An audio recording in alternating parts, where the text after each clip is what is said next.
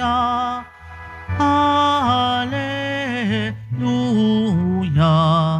Alleluia, Alleluia.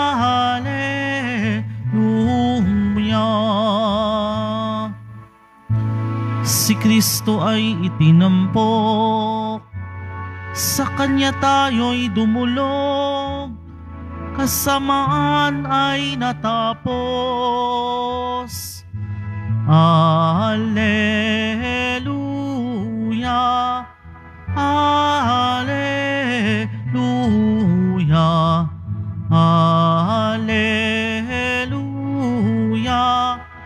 Alleluia.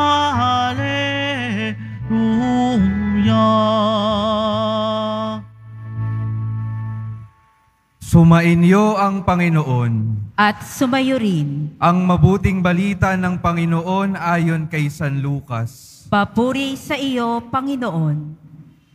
Noong panahong iyon, matapos palayasin ni Jesus ang isang demonyo, nang gilalas ang mga tao, ngunit may ilan sa kanila ang nagsabi, si Beelzebul na prinsipe ng mga demonyo ang nagbigay sa kanya ng kapangyarihang magpalayas ng mga demonyo. May iba namang nais siyang subukin, kaya't nagsabi, magpakita ka ng kababalaghang magpapakilala na ang Diyos ang sumasa iyo. Ngunit batid ni Jesus ang kanilang iniisip, kaya't sinabi sa kanila, babagsak ang bawat kahariang nahati sa magkakalabang pangkat at mawawasak ang mga bahay roon. Kung maghimagsik si Satanas laban sa kanyang sarili, paano mananatili ang kanyang kaharian? Sinasabi ninyong nagpapalayas ako ng mga demonyo sapagkat binigyan ako ni Beelzebul ng kapangyarihang ito. Kung ako'y nagpapalayas ng mga demonyo sa pamamagitan ni Beelzebul, sino naman ang nagbigay ng kapangyarihan sa inyong mga tagasunod na makagawa ng gayon? Sila na rin ang nagpapatunay na maling-mali kayo. Ngayon, kung ako'y nagpapalayas ng mga demonyo sa pamamagitan ng kapangyarihan ng Diyos, nangangahulugang dumating na sa inyo ang paghahari ng Diyos. Kapag ang isang taong malakas at nasa sandatahan ay nagbabantay sa kanyang bahay, malayo sa panganib ang kanyang ari-arian. Ngunit kung salakayin siya at talunin ng isang taong higit na malakas, sasamsamin nito ang mga sandatang kanyang inaasahan at ipamamahagi ang ari-ariang inagaw. Ang hindi panig sa akin ay laban sa akin, at nagkakalat ang hindi tumutulong sa aking mag-ipon. Kapag lumabas na mula sa tao ang isang masamang espiritu, ito'y gumagala sa mga tigang na lugar at naghahanap ng mapagpapahingahan. Kung walang matagpuan, ay sasabihin nito sa sarili, babalik ako sa bahay na aking pinanggalingan.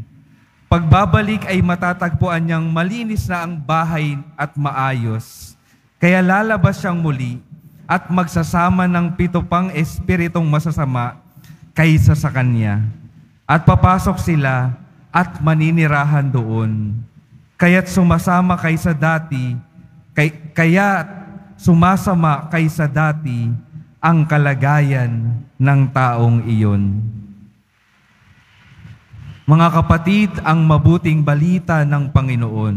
Pinupuri ka namin, Panginoong Hesukristo. Magsiupo muna ang lahat.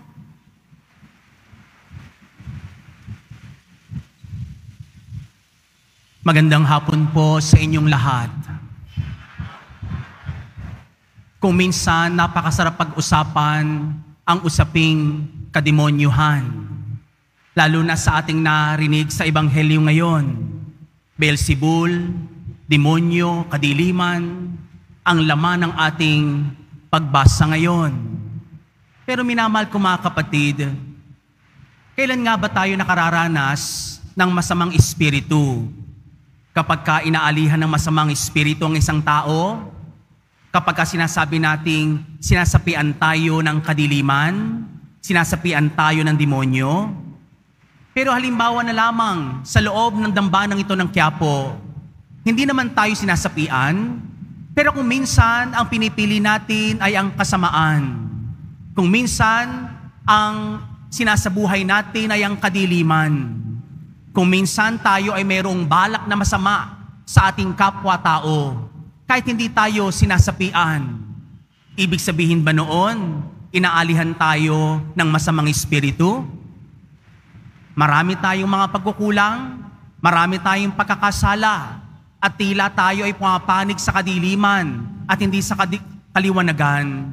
Tila tayo ay sumasalo sa kademonyuhan at hindi sa kabutihan ng Diyos. Minamahal ko mga kapatid, mayroong mga ilang senyalis tayong maaaring makita sa ating sarili kung tayo ay pumapanig na sa masama. Kung halimbawa tayo ay napapalayo na sa paghahari ng Diyos. Kung tayo ay napapalayo na sa ugnayan natin sa Panginoong Hesus. At ano ang mga senyalis na ito? Sinasabi ko lamang ito upang maging gabay natin, upang makita natin baka mamaya nauwi na nga ako sa masama. Ano ang mga senyales? Halimbawa, yung taong mapaghambing. Kung minsan kapag tayo ay mapaghambing o kinukumpara natin ang ating sarili sa iba, ito'y nagdudulot ng pagkainggit. At alam natin ang inggit ay nagpapabulok ng ating kaluluwa. Ang isang taong mainggitin ay walang kasiyahan sa kanyang sarili. Lagi na lamang masama ang kanyang loob sa mundo sapagkat lagi siyang kulang. Bakit? Wala siyang ginagawa kundi ihambing ang kanyang sarili sa iba. Hanapin ang mga bagay na wala siya sa kanyang sarili at kainggitan ang iba. Paano natin matatalo ang ganitong uri ng senyales? Matatalo lamang natin ito at magatagumpayan natin ang pangit na ugali na mapaghambing kung tayo ay marunong magpasalamat. Kung nagpapasalamat tayo sa anumang bagay na meron tayo. Kung tinutuklas natin ang biyaya ng Diyos sa ating buhay. At pati na rin yung kabutihan ng iba, ipinagpapasalamat natin sa Diyos sapagkat meron siya noon. Kung minsan nga sinasabi natin, sana all. Pero in a very positive way, sana nga meron tayong pag-asa na magkaroon. Hindi lang basta para lamang tayo mainggit sa isa't isa. Ang isang taong mapaghambing ay kulang sa buhay pasasalamat. Pero kung tayo ay marunong magpasalamat sa Diyos, tiyak, regalo din ang tingin natin sa kakayanan ng iba, sa kabutihan ng iba, sa mayroon man ng iba, kung tayo ay marunong magpasalamat. Pangalawang senyales na maaari nating makita sa ating sarili, na maaring tayo ay napapanig na sa kasamaan ay ito. Yung taong mapagkimkim. Kayo ba'y nagkikimkim ng puot o ng galit sa inyong puso? Kapag binuksan ang puso nyo ngayon, ilang porsyento dyan ang galing sa sama ng loob? Sa puot sa iyong kasama sa bahay o galit sa iyong kapitbahay na hindi ka pa binabayaran sa kanyang utang? Kayo ba'y nagkikimkim ng sama ng loob? Kapag ikaw ay nagkikimkim o nagtatanim ng sama ng loob, ito ang madalas alihan ng demonyo. Binibigyan mo ng bahay ang demonyo sa iyong puso kapag ito ay marumi, kapag ito ay punong-puno ng binhi ng puot o galit.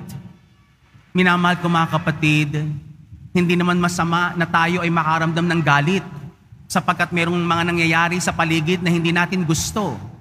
Halimbawa, ang gera sa gitnang silangan. O di kaya naman ang pagnanakaw ng ibang tao. O di kaya naman ang pandaraya ng mga ibang leader. O di kaya ang masamang ginagawa ng mga taong kakilala natin, nakakangalit. Pero kapag ikaw ay nagkimkim ng sama ng loob, ng galit o ng puot sa iyong puso, ito'y sumisira sa ating espiritu na siya nagpapalapit sa atin sa demonyo. Kaya halimbawa ngayon, meron tayong sama ng loob, ilapit natin sa mahal na pong Jesus Nazareno. Ihingi natin ng tawad ng mga taong nagkasala sa atin. Matuto tayong magpatawad, hindi lang para sa gusto nating patawarin, kundi para sa atin din na tayo din ay makalaya sa ating puot o sa ating galit. Mapaghambing, mapagkimkim, at maaring pangatlo, maaring magdala sa atin sa kadiliman ay yung taong mapag-isa. Siguro magtataka ka, bakit Father? Marami namang pwedeng mapag-isa, gusto mapag-isa. Pero yung iba gustong magtago. Yung iba gustong maglihim. Hindi ko sinasabing confidential. Ang sinasabi ko lang yung nagsisikreto sa kanyang sarili. Yung ayaw mapakialaman ng iba at ayaw rin niyang makialam o makisangkot sa buhay ng iba. Minamahal ko mga kapatid, kung minsan sa ating pag-iisa, doon umaatake ang demonyo. Kapag nagkukulong ka sa kwarto mo, kapag hinahayaan mo mag-isa ka lang lagi, dumarating ang kung ano-anong mga iniisip natin, hayaan natin na tayo ay mabuhay sa ating sambayanan, kapiling ang mas malaking pamilya ng Diyos. Paano nga pala natin mapapagtagumpayan ang mapagkimkim? Halimbawa, hindi ba't yung mapaghambing, ang pwede nating dong antidote ay yung taong nagpapasalamat, pero yung mapagkimkim, yung tao namang marunong magpatawad. Dito natin matatalo ang isang taong nagkikimkim ng sama ng loob.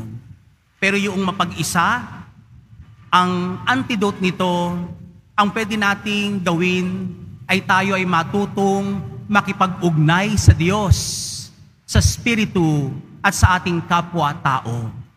Sapagkat tayong lahat ay taong nakikipag-ugnayan, relational being, at sa pamagitan nito na ibabahagi natin ang ating buhay sa iba.